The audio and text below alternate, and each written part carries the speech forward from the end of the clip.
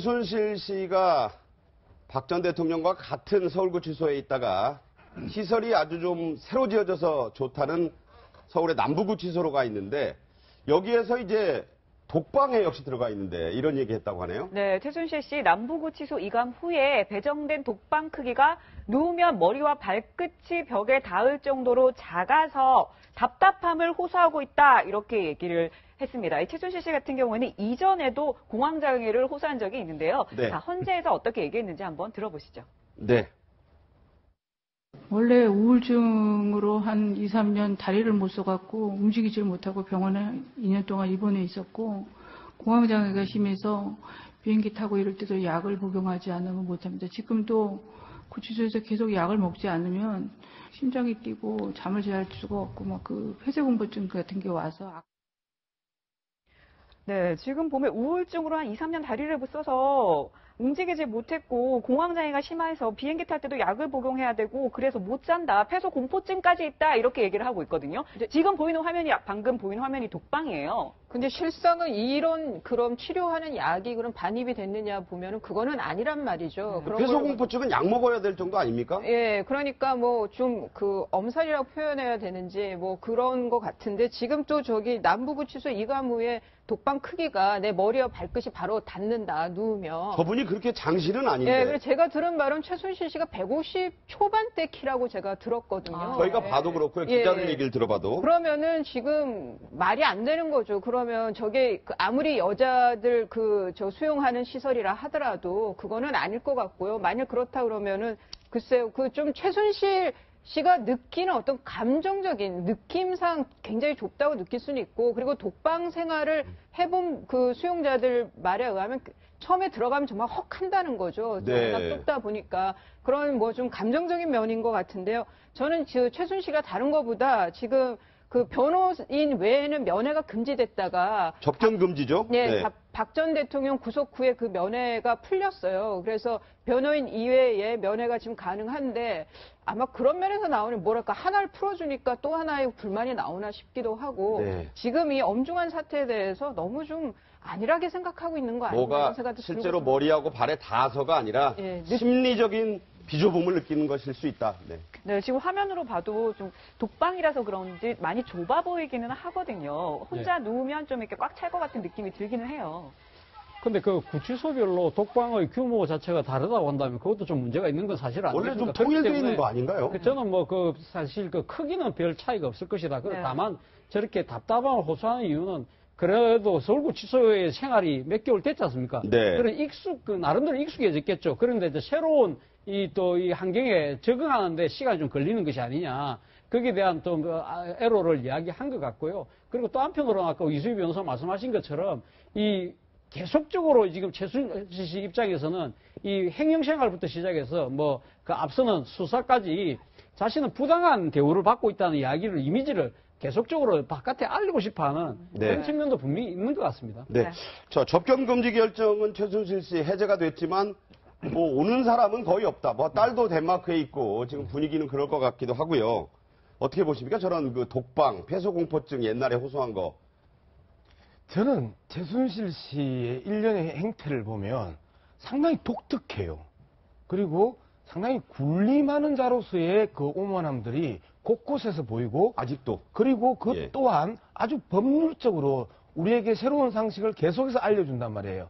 자, 검찰의 그 구속에 대해 있어서 검찰에서 소환 조사를 하면 누구든지 어떤 이 구치소에 갇혀 있는 사람들은 다 가거든요. 네네. 안 가고 버티고 했던 경우. 한 3번 안 갔죠. 그렇죠. 그다음에 특검에서도 소환 조사를 하는데 안 가고 버틴 경우. 아, 이게 다 법률적으로 허용이 되는 거구나. 청문회는 뭐 당연히 안 갔고. 많은 수인들에게 그 법률적 상식을 상당 부분 많이 교육을 시켰단 말이에요.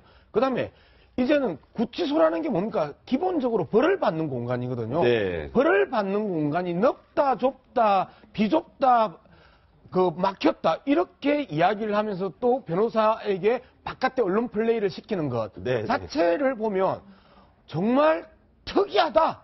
특이하다. 두 번째, 끊임없이 박근혜 대통령과 코드를 일치시키고 있구나.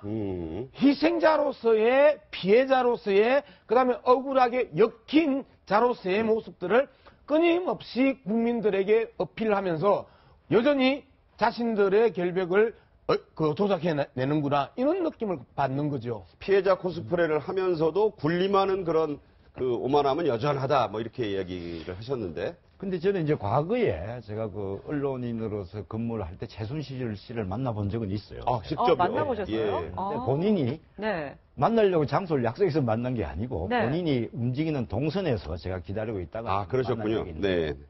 신장은 우리 뭐 제가 정확하게 재보진 않았지만 우리 네. 이수희 변호사님 말씀하신 그 정도 수준을 아, 맞고 비교해 보셨을 거 아니에요? 예, 눈높이가 그렇죠. 있으니까. 제 키가 있으니까 이렇게 예, 예. 해보는데 크지 않습니다. 크지 않고 물론 조금 전에 세 분도 말씀하셨지만은 그 독방의 어떤 답답함 이런 거를 이제 호소하는 것 같은데 최순실 씨는 제가 이렇게 지금 처음부터 이 사건부터 지금까지 쭉 지켜보면은 저분은 도대체 제가 좀 너무 심한 얘기인지 모르겠습니다만 네, 네. 정상적인 사고를 하는 사람은 이해하기 어려운 행동이 너무 많다. 지금까지 드러난 것만 봐서. 그렇죠. 뭐 일일이 저분 열거할 이상하다는 수도 게 없죠. 예, 예. 일반 상식으로 이해가 잘 안 된다. 그리고 지금 보십시오.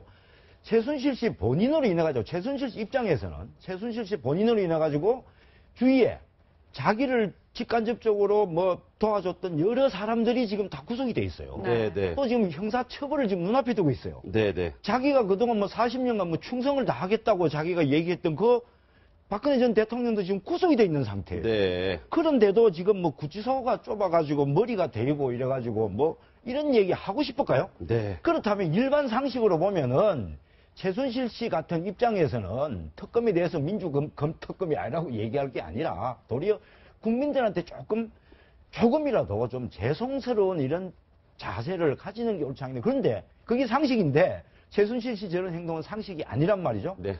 그런 부분에 대해서 참 안타깝게 짝이 없습니다. 근데 변호사도 웃겨요.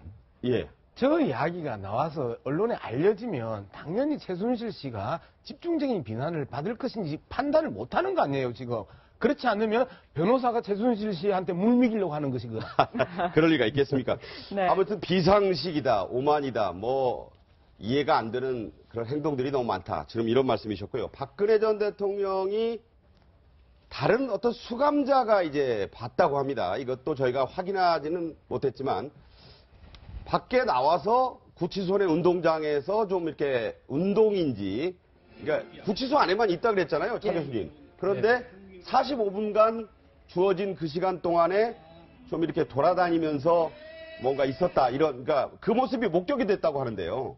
아무래도 뭐 지금 구치소 안에 계시지만 운동 시간이 보장되고 있는 거 아닙니까? 그래서 본인은 원래 그 알려진 바로는 이 실내에서 하는 뭐 요가라든지 국선도라든지 이런 운동을 즐겨 하신 걸로 알고 있지만, 네. 그러나 아마 구치소 안에서 뭐 독방의 규모가 좀 크다고 하더라도 상당히 답답하지 않겠습니까? 네네. 그렇기 때문에 조금 이런 오픈된 공간으로 나가서 이 좀 그렇게 새로운 공기도 좀 쐬고, 네. 또 햇빛도 바라보고 하는 부분들이 좀 필요하겠죠. 그렇기 네네. 때문에 박근혜 전 대통령이 운동 시간에 운동장의 모습을 드러낸 것은 뭐 지극히 당연한 그런 하나의 이 처사가 아닌가 하는 생각입니다. 네. 네, 박근혜 전 대통령 같은 경우에는 어쨌든 서울구치소에서 그런 고려가 좀 이렇게 되는 건가요? 아마 그런 것 같아요. 그러니 왜냐하면 저 수의를 지금 입고 있잖아요. 네. 이게 외부 출정을 하거나 할 때는 사복으로 갈아입을 수 있지만 구치소 내에서는 계속 수의를 입고 있어야 되기 때문에 아마 그게 다른 그 수용자들한테 보이는 거에 대해서 뭐 당신도 그렇고 아마 구치소 내에서도 원치는 않을 것 같고요.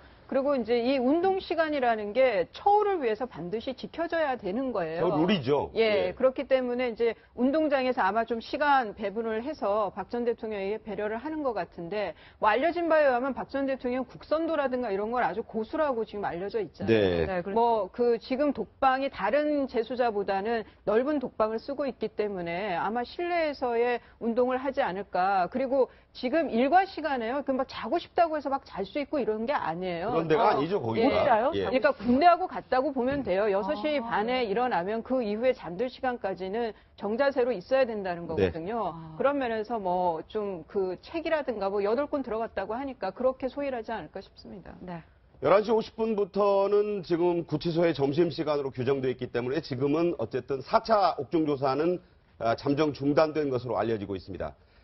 박 전 대통령 지지자들이 이 조사를 받는 날이면 밖에서 함성을 지르고 응원을 하는 소리를 내기 때문에 그 소리가 수감동까지 들린다고 하고 그 소리를 들으면서 박 전 대통령은 조사에 임한다고 하는데 어떻게 저기 서울구치소가 말이죠. 네네. 보면은 그렇게 그 여성 수감동하고 그렇게 많이 떨어져 있지는 않아요. 서울구치소가 땅은 넓지만은 건물은 그렇게 많이 떨어져 있지는 않아요. 예. 그렇기 때문에 충분히 아마 창문 같은 걸 열어놓으면은 충분히 들릴 수 있고 특히 지금 박근혜 전 대통령을 이제 조사하는 장소가 네네. 교도관들이 근무하는 사무소를 조금 개조했다고 하죠. 했다고 하지 예. 않습니까? 그렇다면은 제가 볼 때 충분히 들릴 가능성도 있어요. 그런데 네.